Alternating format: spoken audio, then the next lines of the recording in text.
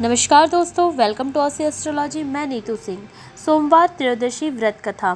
सूत जी बोले, हे ऋषिवरों, अब मैं सोम त्रयोदशी व्रत का महात्म्य वर्णन करता हूँ। इस व्रत के करने से शिव पार्वती प्रसन्न होते हैं।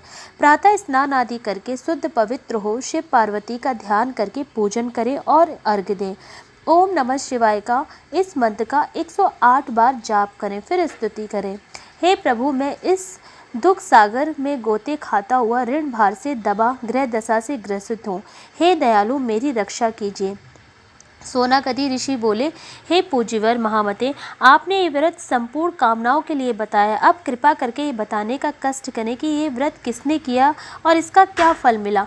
सूत जी बोले, एक नगर में एक ब्राह्मणी रहती थी। उसके पति का स्वर्गवास हो गया था।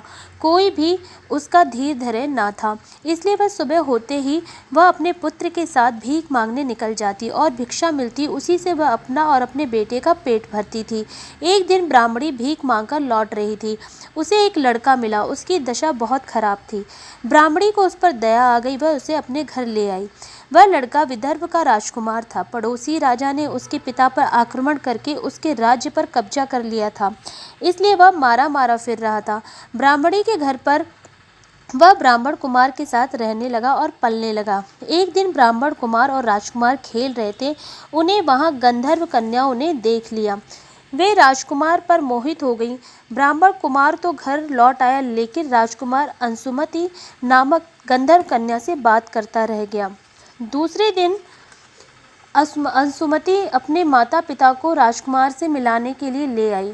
उनको भी राजकुमार पसंद आया। कुछ ही दिनों बाद अंशुमति के माता पिता को शंकर भगवान ने स्वप्न में आदेश दिया कि वे अपनी कन्या का विवाह राजकुमार से कर दें। फलतः उन्होंने अंशुमति का विवाह राजकुमार से कर दिया। ब्राह्मणी को ऋषियों ने आज्ञा दे रखी थी कि वह सदा प्रदोष व्रत करते रहें। उसके व्रत के प्रभाव और गंधर्व राज की सेनाओं की सहायता से राजकुमार ने विदर्भ से शत्रुओं को मार भगाया और अपने पिता के राज्य को पुनः प्राप्त कर वहां आनंद पूर्वक रहने लगा। राजकुमार ने ब्राह्मण कुमार को अपना प्रधानमंत्री बना लिया।